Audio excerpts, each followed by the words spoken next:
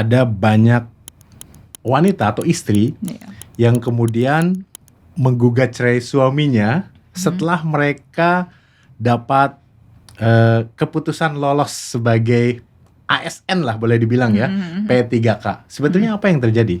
Itu sebetulnya itu dikomunikasikan dari awal. Aku nanti jadi PNS, kamu kerja serabutan, kamu di rumah. Itu kan sebenarnya hanya pembagian tanggung jawab. Iya. Kita kalau tujuan pernikahan itu adalah ibadah. Iya kan? Tapi kalau saya mau menikah biar saya nggak usah kerja, nanti saya dikasih duit tiap bulan, saya bisa hidup. Atau saya mau menikah, nanti kalau saya menikah saya bahagia. Atau saya mau menikah karena saya mau lepas dari keluarga saya. Itu tujuannya udah nggak benar. Oke, berarti itu juga bisa jadi trigger ya? Itu jadi trigger di rumah tangga ya? Ya, ketika hidupnya tidak sesuai dengan ekspektasi awal, itu akan banyak pemicu yang akhirnya jadi perceraian tadi. Tapi ketika kita sudah niatnya ibadah, apapun yang terjadi ya dijalanin. Komitmen dalam berumah tangga apa? Iya. Dalam rumah tangga itu ya, cobaan itu ada faktor dari orang ketiga. Ini orang ketiga, kita anggap orang ketiga ya. Orang ketiga itu bisa wanita lain, pria lain, mertua dan ipar. Bicara Profesi. Jumpa lagi di Bicara Profesi. Tamu kita kali ini pernah sebelumnya podcast dan seru banget.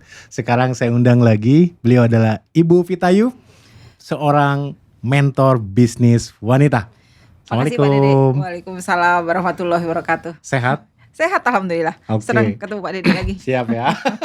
Kita lama gak ketemu ya sejak podcast terakhir tuh. Iya hampir setahun lebih ya. Pada saat-saat pemilihan umum. Ingat iya betul. Topiknya tentang itu. Yes. Nah Bu Vita, saya akan bahas fenomena mengenai ada banyak wanita atau istri yang kemudian menggugat cerai suaminya setelah mereka dapat keputusan lolos sebagai ASN lah boleh dibilang ya, P3K. Sebetulnya apa yang terjadi? Kalau menurut saya ya, sebetulnya itu hanya sebelumnya sudah ada konflik, sebelumnya sudah ada masalah. Biasanya seperti itu. Jadi ketika mereka menerima SK itu, mereka merasa saya sudah mampu nih, saya sudah mandiri secara finansial. Jadi itu hanya penguat untuk ini tiba saatnya nih saya gitu. Jadi sebelumnya mungkin ada tergantung masalah ekonomi, kemudian emosionalnya juga.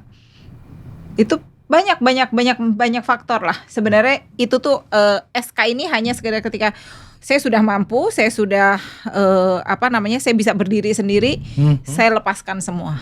Itu hanya momentum aja ya. Momentum aja.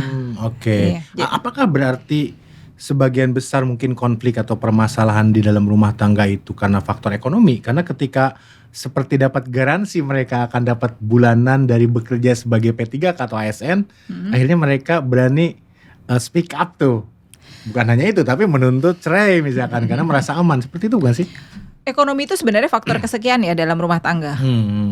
Sebetulnya ada faktor yang namanya dalam rumah tangga itu ya, cobaan itu ada faktor dari ada ipar, ada mertua, iya kan? Kemudian ada orang ketiga. Ini orang ketiga, kita anggap orang ketiga ya. Orang ketiga itu bisa wanita lain, pria lain, mertua dan ipar. Oh, tiga komponen itu. Tiga komponen itu orang ketiga. Okay. Kemudian pembagian tanggung jawab. Oke. Pembagian tanggung jawab itu artinya misalnya pekerjaan rumah gitu kan, semua dihandle sama istri. Suami merasa saya sudah keluar cari duit, ya kan? Terus mereka nggak mau tahu lagi urusan mendidik anak, urusan rumah. Artinya urusan rumah tuh ya mulai dari mencuci, masak, nyiapin segalanya, gitu ya? Termasuk mendidik anak. Oke. Bukankah itu pembagian artinya? Suami nyari uang, nyampe rumah, ya sudah, istirahat buat besok nyari uang lagi gitu gak sih konsepnya? Nah, ini istri ini sudah 24 jam di rumah. Iya kan? Kita bicara ini istri sebelum bekerja kan. 24 jam di rumah. Suami dia keluar. Meskipun itu kita dalam konteks tadi ketika terima SK terus ngajukan cerai, artinya kita anggap kerjanya juga dia misalnya ya serabutan atau penghasilan pas-pasan gitu kan. Dia keluar itu masih bisa ketemu orang, masih ada hiburan lah. Masih ngobrol dengan orang, masih bekerja. Ini suami, istri nih dari bangun tidur, dia harus nyiapin anak, masak, mikirin belanja dengan segala keterbatasan. Itu kan capek. 24 jam ya? Iya, 24 jam. Apalagi ada bayi pas tidur malam pun bangun. Terus suami pulang, rumah berantakan, kamu ngapain aja di rumah gitu.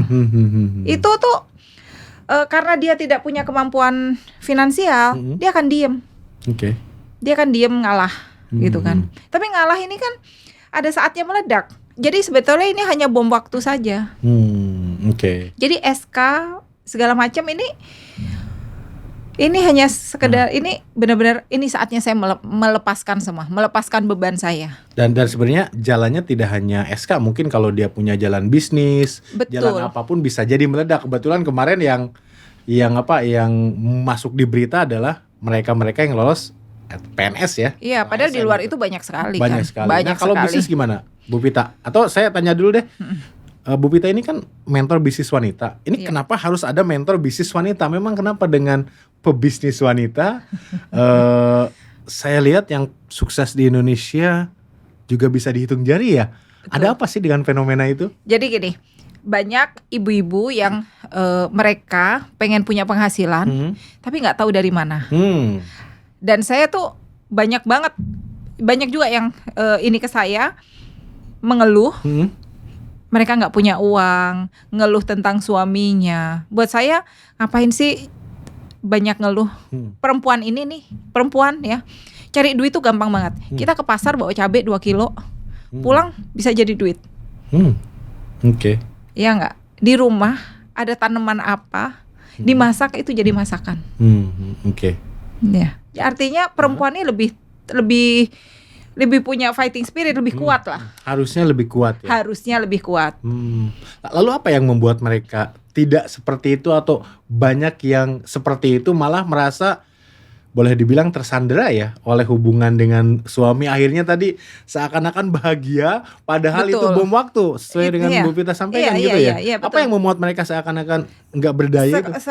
Gini, karena satu ketergantungan finansial. Itu alasan tadi ya, kenapa saya menjadi bisnis konservatif. Ketergantungan finansial. Kedua, capek secara emosional. Banyak banget perempuan yang ketika tidak punya penghasilan, ya, ekonominya agak sedikit pas-pasan, ya. Pihak dari let's say mertua bilang, kamu kok kayak gini-gini aja hidupnya, ya harus disalahin kan suaminya, karena suaminya kepala rumah tangga. Tapi kenapa ini menuntut istri yang di rumah gitu, disalahkan seolah-olah istri ini nggak bisa ngatur duit. Ya kalau ada yang diatur nggak apa-apa. Ini udah yang diatur pas-pasan, masih disalahin, itu kan sakit banget gitu loh. Makanya emosional tadi. Emosional.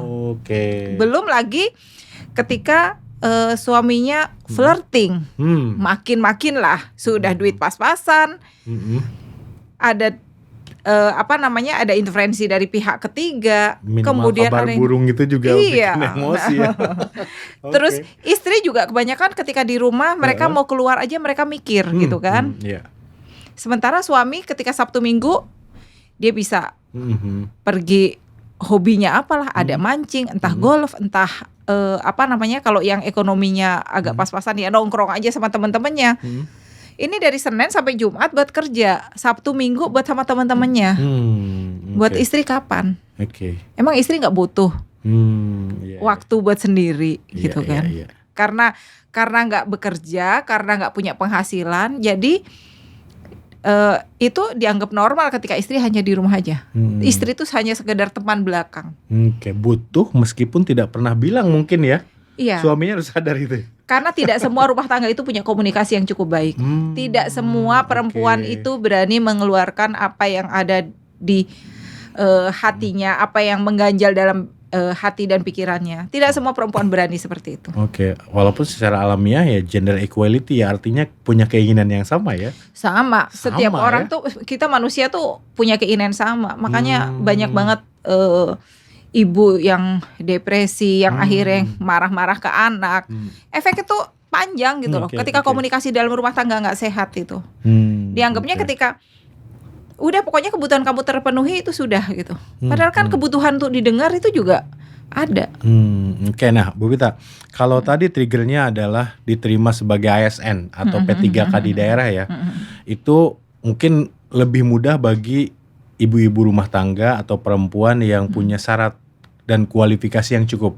Ya. Daftar, kemudian testing karena memang mampu, kemudian lolos gitu ya. Akhirnya di jalan keluar tuh dari prahara atau permasalahan rumah tangga. Tapi kalau kita bicara bisnis, sebetulnya kan lebih luas lagi nih Bu Vita ya. Iya. Tidak hanya orang yang mungkin lulus S1 dan sebagainya, siapapun bisa ya. Bahkan lulusan SD pun bisa. SD pun bisa. Tapi yang membuat mereka kemudian tidak berani itu apa? Artinya gini, misalkan contohnya, saya kan gak ada modal, saya kan gak bisa jualan, saya gak pernah jualan. Mungkinkah bagi orang-orang seperti itu tuh untuk mulai bisnis? Satu, mereka sudah insecure dulu. Mereka nggak yakin dengan kemampuannya. Nggak yakin itu bisa jadi itu karena luka batin. Karena dari kecil, Oh gitu. misalnya nih kayak gini, anak kecil kan biasa ya. Aku nanti kalau gede mau jadi dokter. Ibunya bilang, udah deh nggak usah ngimpi tinggi-tinggi. Sadar diri, orang tua nggak punya duit. Okay. Jadi setiap kali punya keinginan, kata-kata sadar diri, kamu nggak bisa, kamu nggak mampu, kita nggak punya uang, itu tertanam sekali gitu. Seperti itu pun tertanam. Seperti itu tertanam. Oke. Pak, padahal belum oke lah. Memang itu kenyataan ya nggak punya uang kalau menyekolahkan saat itu. Tapi kan kalau berprestasi bisa beasiswa misalnya, itu nggak boleh yang kayak gitu ya? Nggak boleh. Ini kayak saya ke anak-anak saya tuh saya nggak pernah ke anak-anak saya melarang mereka melakukan sesuatu. Silahkan lakukan aja. Okay. Saya mengarahkan, saya memberikan tanggung jawab, saya ngasih kepercayaan. Karena ini contoh ya Pak Dede ya, ibu saya tuh nyanyi suaranya bagus banget. Semua orang berekspektasi yang mengenal kami ya, berekspektasi suara saya ke ibu saya. Jadi ketika saya nyanyi, saya fales, saya bilang, oh, dan itu sampai sekarang saya nggak berani nyanyi. Padahal itu paham. Itu contohnya gitu ya. Contoh. Sesuatu yang mungkin ya bukan pekerjaan, bukan karir, bukan bisnis, tapi seperti itu pun kepercayaan diri kita rontok ya. Kepercayaan diri kita rontok, bener-bener habis kalau ini. Jadi dan banyak nggak satu orang, semua selalu bilang, dan bisnis itu selalu dikaitkan dengan aku nggak punya uang, aku nggak punya modal. Padahal kita punya tangan, punya kaki, punya kepala, benar nggak? Itu kan modal. Kita punya handphone yang setiap hari ada kuota, itu juga modal kan. Bisa affiliate, bisa jualan, bisa nawarin, misalnya tetangganya bikin lumpia, terus ditawarin ke temannya yang lain, itu kan juga jualan. Sebenarnya hanya mau dan tidak. Itu yang saya ajarkan. Gitu. Jadi bagaimana memulai bisnis, tapi dari apa yang saya bisa, apa yang saya sukai, apa yang dibutuhkan orang sekitar saya. Oke, jangan terlalu jauh-jauh dulu ya. Nggak usah jauh-jauh. Tidak semua harus jualan skincare ya. Nggak harus. Apa yang ada di sekitar kita ya, kebutuhan gitu ya. Betul. Mulai dari kita sendiri aja. Apa yang saya mau, apa yang saya bisa, apa yang dibutuhkan sekitar saya. Bisnis itu bisa dimulai dari dapur kita, dari halaman rumah kita. Nggak harus dengan modal yang luar biasa. Nggak harus bisnis yang FOMO, orang jual skincare kaya terus aku juga mau jual skincare. Affiliate, semua jadi affiliate. Semua jadi affiliate. Nggak harus seperti itu. Iya, karena betul sih, seperti secara nature atau alamiah, kayaknya kalau saya melihat itu perempuan itu penjual terbaik deh. Kenapa? Kalau saya mau makan siang aja, denger dari rekan kerja cowok itu, ini enak, yang bener lu. Kalau cewek enak, di mana belinya itu? Nah, itu. Secara langsung itu kayaknya percaya aja gitu. Dan itu modal sebetulnya. Itu modal besar. Makanya kenapa kalau perempuan tadi bicara kita perceraian itu ekonomi itu sebenarnya itu nomor sekian. Yang lebih pertama adalah emosionalnya. Didengarnya. Kita perempuan hanya pengen didengar. Udah deh kalau saya cerita, istri cerita, itu dengerin aja. Nggak usah dikomentarin, nggak usah dihakimi, dengerin aja udah. Dengerin itu lega gitu. Tapi ini istri baru mau ngomong udah, kamu tuh banyak tuntutan, kamu nggak bisa bersyukur gitu kan? Kan hanya cerita gitu. Kenapa nggak bisa udah langsung dihakimi? Itu menyakitkan. Jadi ketika si istri ini punya posisi keuangan yang merasa gini, oh iya, ketika bisnis mulai naik terus berani gugat cerai itu sebenarnya adalah banyak faktor di belakang tadi. Oh, jadi bukan karena istri jadi besar kepala. Katakanlah gini Bu Vita. Jadi ASN lah atau P3K bekerja gitu ya. Suaminya ya pas-pasan gitu, kerjanya serabutan. Atau bisnis. Kemudian bisnisnya maju. Akhirnya penghasilan istri itu lebih besar. Itu bukan karena istrinya akhirnya besar kepala. Akhirnya terjadi perceraian. Tidak selalu. Oh, tidak selalu. Tidak selalu. Tapi ya tadi yang saya sampaikan. Faktor komunikasinya, dukungan pembagian tanggung jawab dalam rumah tangga. Oke. 3 hal itu aja paling penting. Dukungan emosi, dukungan dalam pembagian tugas dalam rumah tangga antara suami dan istri. Apalagi kalau udah kerja nanti ya gitu ya. Betul. Komunikasi. Kemudian emosionalnya. Jadi kayak gini, saya sama suami pun juga punya pembagian tugas gitu kan. Punya pembagian tugas yang punya masing-masing ada tanggung jawab masing-masing yang akhirnya itu ketika nggak nyaman ya dibicarakan saja. Dibicarakan nggak harus dengan penuh emosi gitu kan. Dan istri tidak selalu mencari solusi dari suami pada saat curhat ya. Betul. Minimal dengerin gitu ya. Minimal dengerin. Itu menarik sih itu. Ya karena kadang-kadang minimal dengerin. Maaf gini Bu Vita, begitu pulang pun capek ya, memang di kantor capek. Begitu pulang itu ngomong itu di rumah itu kayak curhat gitu ya. Berarti minimal dengerin dulu gitu ya. Dengerin aja. Jadi kadang-kadang ya istri juga harus tahu. Jangan suaminya baru pulang kantor, belum juga lepas sepatu, udah iniin segala macam. Kita nggak tahu kondisinya dia di kantor. Baru emosi, baru capek, macet di jalan, belum misalnya di luar itu dimarahin pimpinan, terus pulang dengar istrinya curhat ngomongin ini itu. Ya minimal biar duduk dulu, ganti baju dulu, istirahat dulu, siapin minum dulu gitu kan.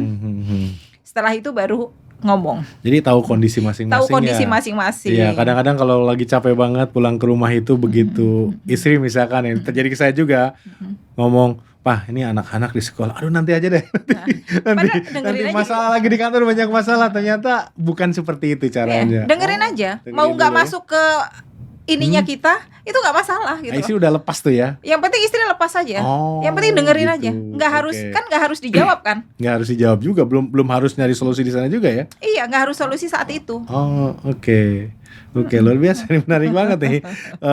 Tadi istrinya mungkin udah akhirnya berbisnis atau tadi kasusnya adalah diterima jadi ASN. Suaminya itu harus merasa insecure nggak sih dengan posisi istri yang mungkin lebih itu biasanya yang Bu Vita tahu nih selama ini pengalaman? Seharusnya itu kan sudah dikomunikasikan dari awal. Harusnya sudah dikomunikasikan dari awal ya. Harusnya dikomunikasikan dari awal kan. Oke. Soalnya saya ada narasi juga di sana beberapa istri yang menggugat cerai itu karena suaminya kayak udahlah ngapain gitu ya, mungkin merasa insecure atau merasa istrinya nanti jauh dari pandangan dia, bergaul dengan teman-teman kantornya yang lebih keren. Itu seperti itu gak sih? Itu sebetulnya itu dikomunikasikan dari awal. Aku nanti jadi PNS, kamu kerja serabutan, kamu di rumah. Itu kan sebenarnya hanya pembagian tanggung jawab. Dalam rumah tangga ya. Rezeki itu kan Allah sudah kasih rezeki dalam satu rumah tangga itu 10. Mau suaminya, istrinya kerja, rezeki itu 10. Lewat manapun. Mungkin rezeki saat ini dari suaminya, nanti tahun depan dari istrinya. Who knows? Tapi Allah sudah kasih rezeki itu 10. Oke. Iya kan? Jadi intinya itu dibicarakan di awal. Kecuali mungkin awalnya udah daftar aja paling lu gak lulus gitu. Ternyata lulus. Nyesel dia mengizinkan akhirnya terjadi konflik. Jadi, gitu. Makanya itu komunikasi itu sangat penting. Komunikasi dalam rumah tangga itu. Mau ngapain sih ngomong aja ini aja. Enggak, tetap aja. Itu sangat penting, komunikasi sangat penting. Itu bicarakan dari awal. Kalau sudah tahu akan begini, ya dari awal nggak usah. Gitu, harus jelas ya. Harus jelas. Ya, tapi juga harus sadar diri kalau pas-pasan yang punya potensi istrinya, ya, jangan dikekang juga aja. Kali ya. Iya, betul. Okay. Kalau istrinya punya potensi, suaminya kurang, ya sudah support aja istrinya. Apa yang bisa dilakukan untuk mendukung istrinya?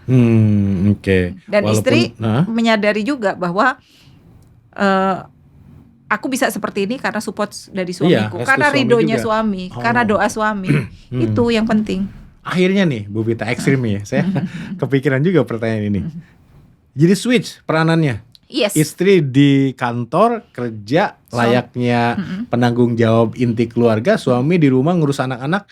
Itu wajar gak sih sekarang kayak gitu? Wajar aja kok, nggak masalah, itu kan hanya pembagian tanggung jawab. Yang penting sama-sama ikhlas, sama-sama ridho. Iya, iya. Komunikasi tadi ya. Komunikasi. Jelas. Iya. Itu nggak masalah sih. Gak masalah ya. Nggak masalah. Oke, Kita nggak oke. pernah tahu kan ini apa namanya. Kita harus, perempuan itu memang tulang rusuk. Ya. Tapi ketika dia harus berbagi peran dan dia harus jadi tulang punggung, itu juga nggak ada salahnya. Iya, Yang kalau penting dia nggak ikhlas mampu aja. ya, Kalau kalau dia mampu, nggak mampu masalah. misalkan memang kualifikasinya pasrah, sementara suami karena misalkan faktor usia, Iya. faktor kesehatan dan sebagainya kan bisa sehingga tidak lebih produktif dari istri, kan bisa terjadi gitu ya. Iya betul, karena kan dari awal tujuan menikah itu apa sih? Kembali lagi, Iya, terjadi iya, perceraian tuh karena tujuan pernikahannya juga nggak jelas. Iya, iya, iya, iya. Kita kalau tujuan pernikahan itu adalah ibadah, iya kan? Tapi kalau saya mau menikah biar saya nggak usah kerja, nanti saya dikasih duit tiap bulan, saya bisa hidup. Atau saya mau menikah, nanti kalau saya menikah saya bahagia. Atau saya mau menikah karena saya mau lepas dari keluarga saya. Itu tujuannya udah nggak benar. Oke, berarti itu juga bisa jadi trigger ya. Itu jadi Prahara di trigger. rumah tangga ya. Ya, ketika hidupnya tidak sesuai dengan ekspektasi awal, itu akan banyak pemicu yang akhirnya jadi perceraian tadi. Iya. Tapi ketika kita sudah niatnya ibadah, apapun yang terjadi ya dijalanin. Komitmen dalam berumah tangga apa? Iya, iya, iya, iya. Jadi apa namanya? Ketika kan bahagia itu bukan karena menikah, bahagia itu kan kita sendiri yang menentukan, kita yang memilih bahagia. Apapun yang terjadi dalam rumah tangga, apapun yang terjadi dengan pasangan kita, pokoknya saya harus tetap bahagia. Oke, jadi bukan karena menikah ingin bahagia, ya bahagia aja dulu ya. Bahagia aja dulu. Kalau kita nggak bahagia, gimana kita bisa ngasih kebahagiaan buat suami, buat anak? Iya, iya, iya. Nggak mungkin. Iya, iya, betul. Kalau nanti setelah menikah akhirnya lebih bahagia ya nggak apa-apa gitu ya. Iya, Iya. nah justru itu karena kita berbagi kebahagiaan, orang bahagia kita akan jadi lebih bahagia. Ah, oke. Ketika kita menikah hanya sekedar nanti kalau aku menikah, kan aku udah nggak usah kerja, aku dikasih duit. Tapi kehidupan yang didapat tidak sesuai dengan yang dibayangkan, kecewa. Kecewa. Akhirnya ribut tiap hari, Iya, berantem, banyak iya. tuntutan. Iya, iya. Padahal kita dari awal tahu kita menikah dengan siapa, penghasilannya berapa. Harusnya udah tahu ya dari awal Iya, ya. iya, Oke. Nah, Bu Vita, saya tertarik dengan statement Bu Vita tadi. Orang ketiga itu ternyata tidak melulu selingkuhan pria impian lain atau wanita impian lain ya. Iya. Ada dua yang lain ya saya tertarik untuk bahas nih. Kalau orang ketiga adalah selingkuhan istri atau suami, terserah ya, pasangan gitu ya. Itu ya udah nggak usah kita bahas lah, udah tahu pasti bikin rumah tangga runyam gitu ya. Tapi dua ini nih tadi, mertua dan ipar. Boleh kita bahas satu-satu nggak? Boleh. Ipar dulu deh gitu. Iya, iya. Ada apa dengan ipar sehingga bisa menjadi salah satu trigger atau permasalahan di dalam rumah tangga kita dan pasangan? Seperti apa contohnya Bu Vita? Contohnya nih, ipar misalnya gini. Kita punya ipar yang kondisi ekonominya mungkin di bawah kita, ya. Kemudian dia berulang kali meminta bantuan gitu kan. Oke. Biasanya misalnya pasangan kita memberikan diam-diam. Itu kan memicu konflik. Padahal dibicarakan saja. Oke. Sama-sama dibicarakan masalahnya apa. Itu satu. Kedua, ipar yang terlalu ikut campur, ngurusin Ngurusin rumah tangga kakaknya, Apalagi rumah kalau tangga bermasalah adiknya, apalagi kalau bermasalah gitu kan. Oke. Udah ibaratnya ini udah ada bensin disiram pakai api, dilempar api kan Iya, kebakar. iya. Bakar. Nah itu ipar banyak ya seperti itu ya? Banyak juga, banyak Banyak ya? yang nggak akur sama ipar tuh banyak banget. Oke. Nah kadang-kadang gini sih Bu Vita. Begitu misalkan adik kita, berarti ipar istri dong ya, contohnya.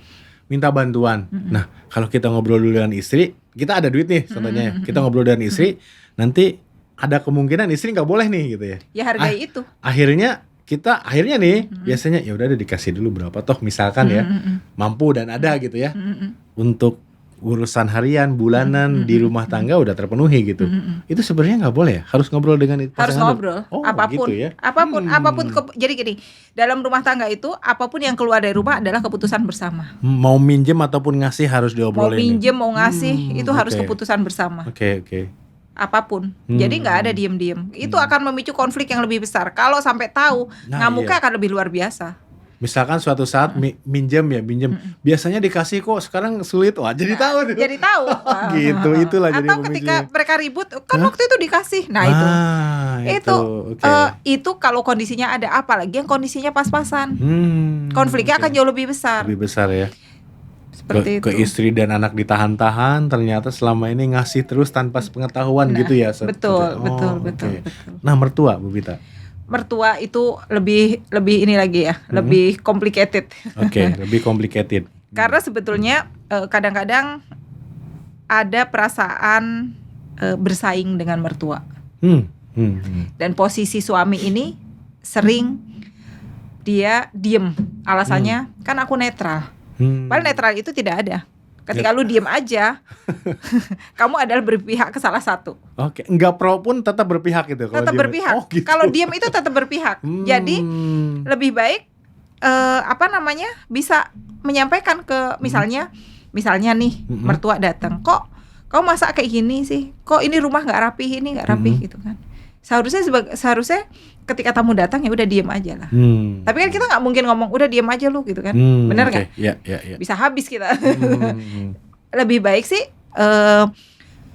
pasangan kita yang ngomong sama orang tuanya. Urusan istri saya atau urusan suami saya adalah urusan saya. Oke. Jangan pernah menegur apapun. Oke. Jadi sampaikannya ke anaknya ibu gitu ya, mertua gitu ke ya. mertua, Ke saya aja Bu gitu. Iya, ngomelnya. iya, ke saya Karena mungkin aja. ya saya nyaman dengan kondisi ini kayak gitu ya mungkin ya. Betul.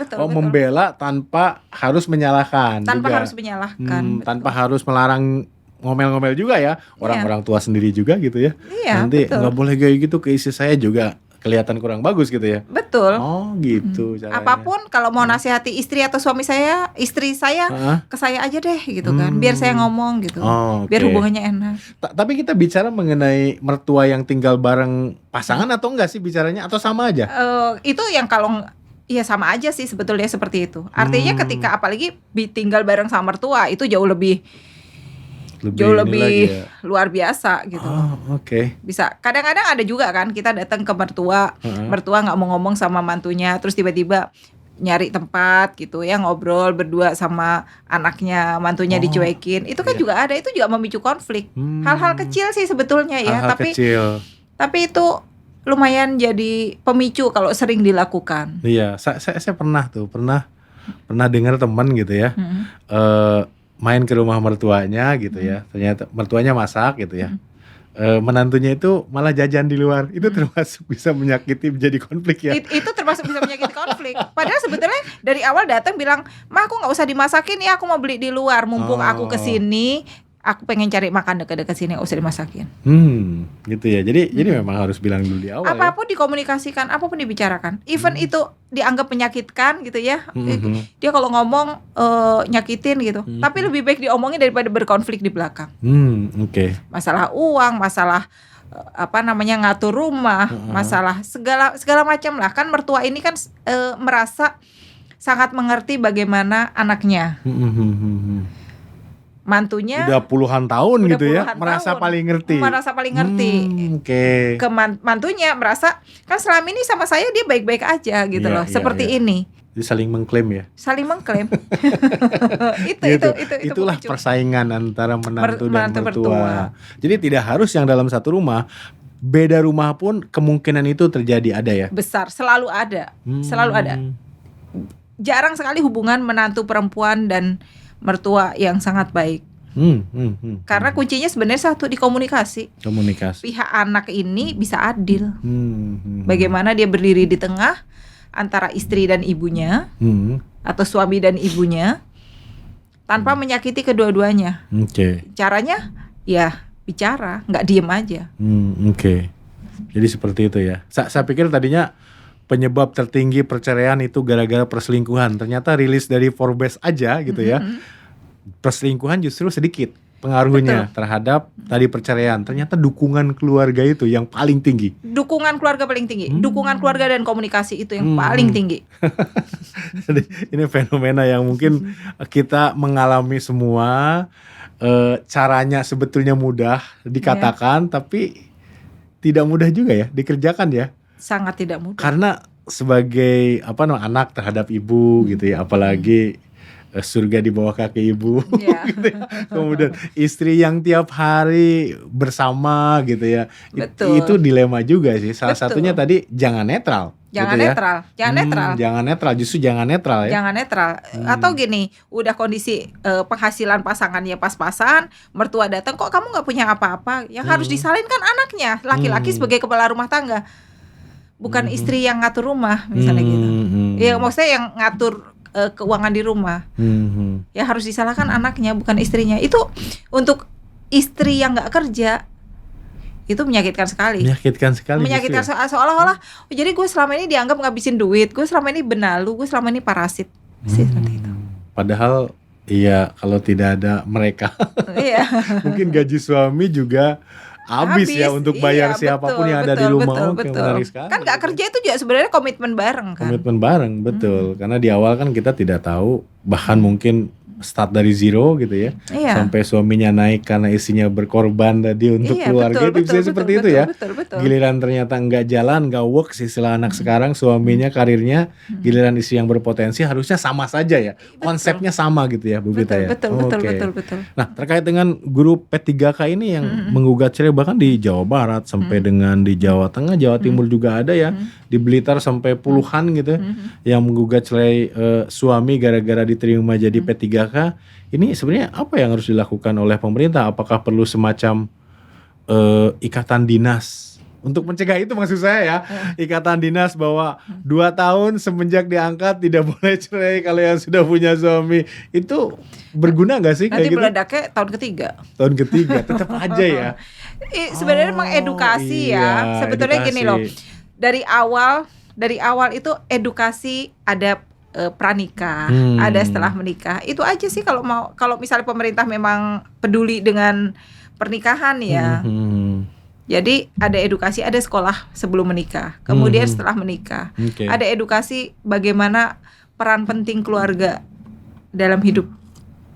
Dan menyadari ya. Masalahnya kalau tidak, sudah diedukasi tapi kalau dari dalam diri sendiri tidak menyadari, tidak ada kesadaran. Berarti di sana masalahnya memang harus diselesaikan ya. Masalahnya harus diselesaikan dan masalahnya adalah dari dalam diri. Dari dalam. Jadi kalau Menteri Agama nih sempat menyampaikan Pak Nasaruddin Umar ya, katanya kita harus merevisi Undang-Undang Nomor 1 Tahun 74 tentang pernikahan, perkawinan gitu ya. Jadi negara itu jangan hadir pada saat akad nikah aja, dibuatkan surat nikahnya, tapi harus hadir terus gitu ya dalam bahtera rumah tangga setiap pasangan di negara ini. Sebenarnya itu juga berpengaruh gak sih? Berpengaruh misalnya kayak gini, saat mediasi. Kita mediasi kan hanya di sidang. Ujungnya, di ujung ya, pada saat meledak kan? Pada saat meledak. Biasanya gitu. Saat mediasi itu kan hanya ketemu di pengadilan kan. Kenapa misalnya bisa saja kan negara ini mewajibkan yang sedang bercerai harus satu rumah. Sekarang kan kalau mengajukan cerai harus 6 bulan pisah rumah baru bisa mengajukan cerai. Iya kan? Nah dari situ kan sebenarnya bisa sebelum bercerai mereka harus satu rumah dulu selama 6 bulan. Baru mereka harus banyak bicara, harus benar nggak? Iya sih, make sense juga sih. Jadi bukan sekarang tuh yang saya tahu ya, kita kalau mau mengajukan gugatan perceraian itu harus 6 bulan dulu pisah rumah, baru bisa mengajukan gugatan perceraian. Kalau negara hadir itu bisa. Kamu udah ngajuin perceraian, kamu udah pisah rumah, udah 6 bulan. Oke, sekarang kamu satu rumah dulu deh. Wajib. Jadi boleh mengajukan gugatan perceraian, tapi wajib satu rumah dulu. Komunikasi. Nah, selama 6 bulan ini mediasi itu didampingi dengan konsultan pernikahan seperti itu. Jadi kalau persyaratannya 6 bulan dulu baru mengajukan, akhirnya ya baru mediasi tanpa tadi syarat harus tinggal lagi satu rumah.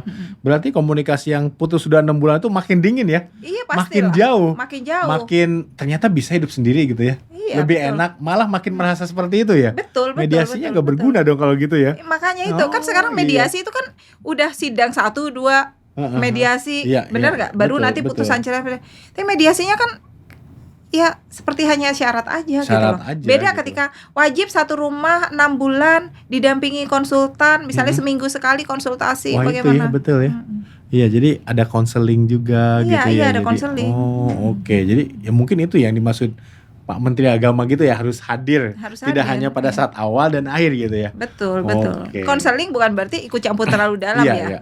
Karena Iya. privasi gitu kan. Dan biasanya kan gugatan cerai di pengadilan itu kan juga semua nggak disampaikan secara lengkap ABCDEF-nya. Pasti ada beberapa hal yang di-skip. Kenapa ada pertengkaran, kenapa nih? Iya, iya, iya. Jadi dari awal kok ada sekolah pranikah gitu kan. Komitmen dari awal itu kan jelas ya, komitmen pernikahan itu. Oke. Apalagi kalau sudah ada anak. Iya, iya. Dan kita tuh tidak hanya bicara komitmen pranikah itu mengenai perjanjian harta, tidak hanya itu ya. Nah, Tapi banyak hal yang lainnya. banyak hal yang lain. Seperti oke. misalnya gini. Termasuk biar nggak jadi konflik ya. Nanti ketika memberikan uang ke keluarga pihak istri atau suami, siapa yang memberikan, siapa yang mengelola gaji, itu kan termasuk komitmen awal pernikahan. Oh itu harus dibicarakan ya? Harus dibicarakan. Oh gitu. Saya bicarakan semua. Oh, Termasuk iya. saya sampaikan bahwa saya tuh nggak bisa nyapu. Disampaikan di awal. Disampaikan di awal. Jadi Oh, jangan sampai oke. setelah menikah kamu nggak pernah nyapu, kamu nggak pernah ini gitu. Itu sampaikan semua. Kita belajar semua, tapi dari awal disampaikan bahwa kita nggak sempurna. Oke. Saya nggak bisa ini, saya nggak bisa ini, saya jadi nggak hanya sekedar kita menikah aja. Kayaknya menikah tuh kayak go show aja, kayak nyari tiket pesawat, nggak dapet tiket udah kita ke bandara aja deh nanti ini. Menikah tidak seperti itu. Menikah itu semua harus dibicarakan di awal.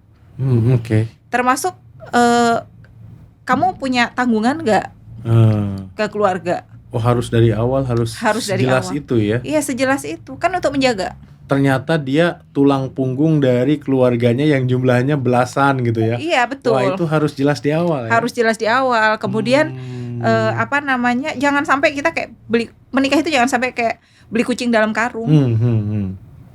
Semua tiba-tiba terkaget-kaget gitu. Kok kayak gini gitu. Seta'aruf-ta'arufnya tetap hal yang penting Apalagi diketahui harus apalagi dibuka ya. Apalagi ta'aruf, semua harus jelas, harus detail.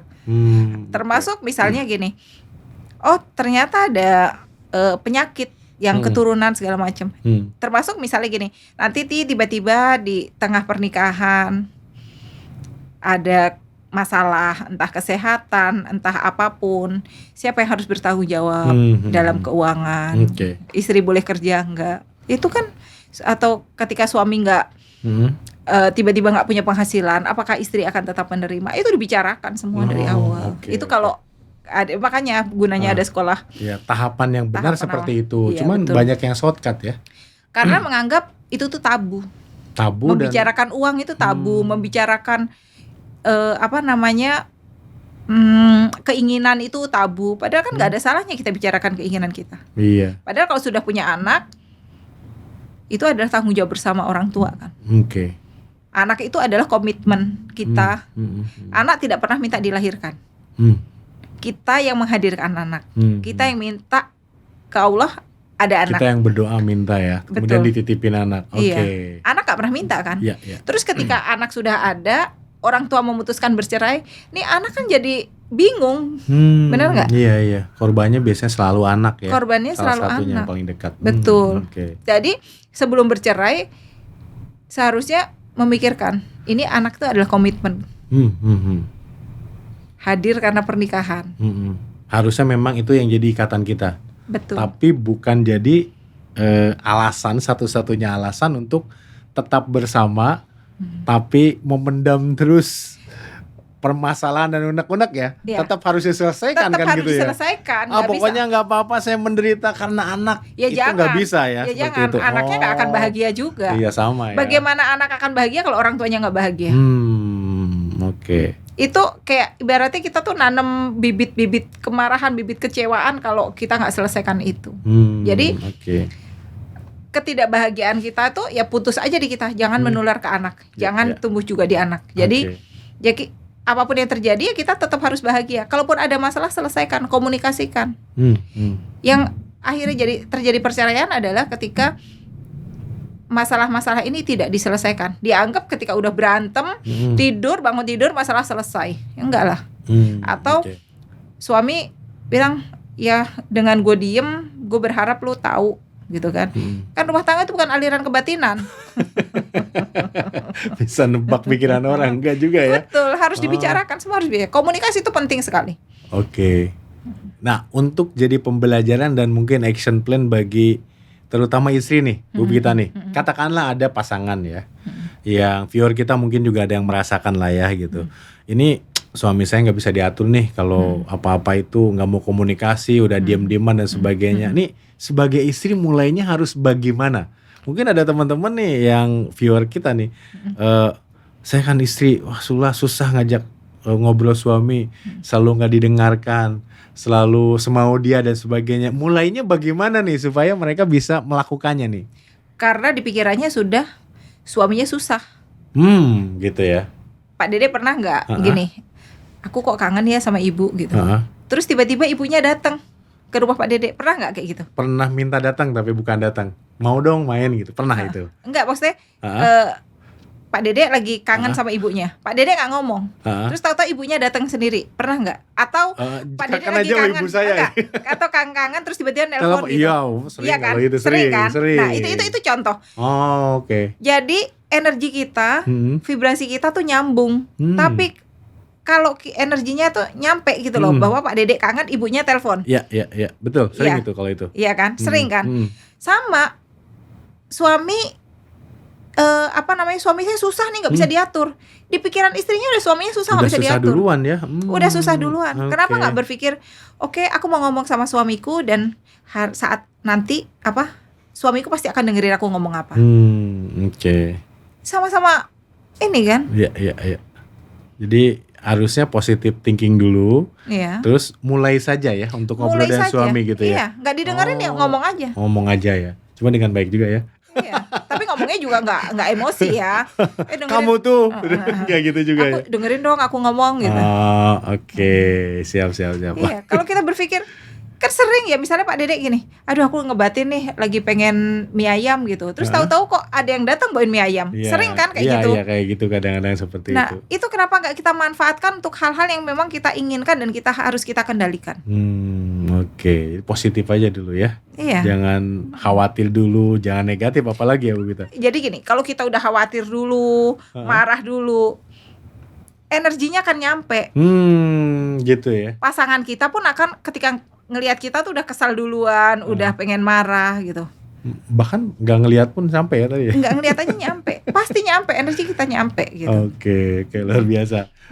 Bu Vita, kalau bicara mengenai ini saya tertarik dengan mertua menantu nih. Saya kan punya anak makin besar. Bu Vita juga belum ada yang nikah ya? Belum. Suatu saat mungkin akan nikah. Saya tuh merasa bahwa saya tahu banget anak saya nih gitu ya. Jangan-jangan saya tuh merasa memiliki banget anak saya gitu ya. Apa yang harus disiapkan oleh seorang orang tua, entah ibu atau ayah ya, ketika anaknya akan berumah tangga supaya tidak terjadi hal tersebut antara konflik orang ketiga, which is salah satunya adalah mertua. Apa sih yang harus kita lakukan sebagai calon mertua? Yang pertama saya ini kan adalah saya menyadari bahwa anak-anak saya itu bukan milik saya. Anak-anak saya itu adalah anak yang Allah titipkan ke saya melalui hadir melalui saya, tapi bukan milik saya. Dia punya kehidupan sendiri, dia punya jiwa, dia manusia yang tidak bisa saya kuasai seutuhnya. Sebagai orang tua saya hanya ngarahin, ngasih tahu gitu ya. Tapi ini, jadi ketika dia memutuskan memilih pasangan, saya yakinkan diri saya bahwa apa yang dipilih oleh anak saya adalah yang terbaik untuk anak saya. Tanpa saya harus ikut campur segala macam. Gitu ya. Oke. Kalau Bu Vita atau saya, insya Allah mudah-mudahan kedepannya itu tidak kekurangan secara materi. Tapi seandainya ada viewer kami gitu ya, viewer kita nih gitu ya, yang mertua nih ya gitu ya, kemudian saya kurang uang, kehidupan sehari-hari kurang dan sebagainya. Kalau ada anak memberikan uang tanpa sepengetahuan menantu kita, sebaiknya diterima atau gimana? Cara menyiasatinya sebagai orang tua nih dan mertua bagi menantu kita. Diterima dan bilang sama mantunya, makasih ya kemarin suamimu ngasih. Oh, Kemarin bilang, ya? harus bilang. Harus bilang ke pasangan. Pasangan ya, oke. Jadi disampaikan, udah bilang belum ke istri dan sebagainya. Itu jalan yang bagus ya bagi mertua yang menerima uang dari anaknya. Betul. Oh, oke. Betul. Jadi harus udah bilang belum ke istri gitu kan, atau udah bilang belum ke suami gitu. Dan bilang, dan mertua ini menyampaikan terima kasihnya adalah kepada menantunya. Oh gitu ya. Kalau anaknya melarang, ini saya jadi kemana-mana pertanyaannya. Ya, Nggak usah bilang-bilang ya Bu ya, ini dari saya. Ya mendingan gak usah diterima. Oh, mendingan nggak usah diterima. Justru seperti itu ya. Iya. Oh, oke. Itu kedewasaan kita sebagai orang tua sebagai mertua gitu. Okay. Kalau nggak bilang ya nggak usah diterima. Artinya kita ngajarin nggak jujur. Apapun kalau dilandasi dengan ketidakjujuran, itu hasilnya nggak akan baik. Apapun itu. Oh gitu ya. Oke, luar biasa nih ya. Kadang menurut saya sih banyak di luar sana, mudah-mudahan makin sedikit setelah dengerin podcast ini yang ya tadi ngasih orang tua tanpa sepengetahuan istri apa cowok gitu ya. Anggapannya ya sudah cukup juga kok resiko bulanan gitu ya, atau biaya bulanan untuk keluarga, akhirnya udah mah ini pakai aja nggak usah bilang ya. Nah mungkin sebaiknya tadi mulai bersikap menyadarkan tadi anaknya, bilang dong gitu ya, supaya tidak ada masalah di berikutnya, seperti itu ya Bu Vita ya. Oke. Lebih baik begitu, lebih baik bicara. Ya? Apapun itu kalau komunikasinya enak, semua masalah akan tidak ada masalah yang besar.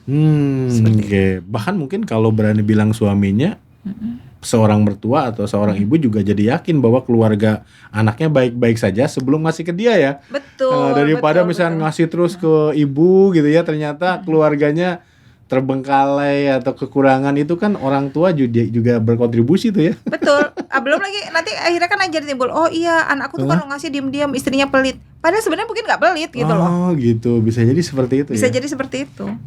Oke, luar biasa nih sesinya ya. Ini lain daripada yang lain tema kita ya. Ini terkait hubungan mertua, menantu, keluarga, pasangan nih. Yang terakhir Bu Vita, bagi teman-teman mungkin yang sudah mengajukan gugatan cerai tapi belum diputus, atau baru yang diterima nih jadi P3K atau ASN, berencana membuat gugatan cerai untuk pasangannya, suaminya kebanyakan gitu ya. Apa yang disampaikan ke mereka? Refleksi diri. Tujuan saya menikah apa? Oke. Satu, tujuan menikah apa? Kemudian apa yang menjadi sumber kebahagiaan saya? Apakah dengan saya melepaskan diri dari tanggung jawab sebagai istri, itu saya akan bahagia? Apakah saya akan bahagia ketika anak saya hidup hanya dengan single parent? Itu juga harus dipikirkan ya. Harus dipikirkan. Oke. Dan kembali lagi, tujuan dulu menikah apa sih? Ingat dulu deh. Apa yang membuat keputusan menikah? Konflik-konflik selama ini apa betul tidak bisa diselesaikan? Sah-sah aja orang bercerai, boleh ya. Tapi kembali lagi diingat tujuan menikah itu apa? Oke. Seperti kalau tujuan menikah adalah untuk ibadah, saya rasa akan berpikir panjang juga. Oke. Siapa tahu memang dia lolos ujian tes ASN, PNS ataupun P3K tadi mungkin atas dukungan atau rezekinya suami juga gitu ya. Karena tanpa dukungan dari pasangan, tanpa support dari pasangan, kita nggak akan sampai ada di titik itu. Oke. Meskipun enggak, gue usaha sendiri, suamiku nggak peduli, kita nggak tahu lah. Atau dari mertua misalkan mendoakan melihat kondisi rumah tangga anaknya gitu-gitu aja, begitu tahu daftar jadi P3K didoain, kan bisa jadi seperti itu ya. Ya. Pasangan itu bisa mencapai posisi tertentu, bisa mencapai bisa cita-citanya bisa terlaksana, itu pasti karena ada support, ada dukungan. Sekarang gimana mau tes PNS kalau misalnya suaminya nggak ngizinin berangkat? Iya betul. Itu aja salah satu dukungan kecil gitu. Kecuali kalau emang udah digebukin sampai mau mati, ya Itu beda Beda lah, ya. itu beda. Kecuali ada yang hal yang prinsip, Hal melanggar hukum prinsip atau apa beda ya. Iya betul, betul. Atau Toksik, bahkan kalau melanggar konfliknya sama mertua atau ipar, suaminya baik banget, jangan jadi alasan akhirnya cerai sama suami mengorbankan anak ya. hukum. Itu Betul. bisa diselesaikan Itu bisa sebetulnya ya. diselesaikan, itu bisa diselesaikan. Oke, Tinggal masalahnya jaga jarak aja. jaga jarak aja. Apalagi sudah punya kebebasan finansial sendiri gitu ya, dan Betul. suami ya udah pindah misalkan kalau jadi Betul, oh betul, betul, oke betul, oke. betul, Jadi betul. jangan sampai suami dan anak jadi korban. Kalau Betul. triggernya dari pihak ketiga Dan tadi ya. iya triggernya pihak ketiga. Oke. Apalagi kalau nyari, kan gue cari bahagia gitu kan. Emang kalau sendiri bahagia? Belum tentu juga ya. Belum tentu juga. Iya, iya. Oke. Oke, luar biasa. Terima kasih Bu Vita. Waduh, Sama-sama. ini sesinya luar biasa. Semoga ini bisa menginspirasi yang di luar sana terkait dengan kebahagiaan keluarga. Terutama nanti kalau mau kepoin ya, di IG atau Instagram Bu Vita ada di deskripsi. Saya cantumkan di deskripsi dan post komen. Siapa tahu mau tahu mengenai bagaimana sih caranya menjadi bisnis wanita atau pebisnis wanita. Mungkin mau di mentoring atau coaching atau apa, saya nggak tahu gitu ya. Judulnya apa, cek aja di Instagram dan ada di deskripsi dan juga di pin komen ya di video ini. Terima kasih Bu Vita sekali lagi. Sama-sama Pak Dede, terima kasih waktunya. Ya, sampai ketemu di kesempatan lainnya. Assalamualaikum warahmatullahi wabarakatuh. Waalaikumsalam warahmatullahi wabarakatuh.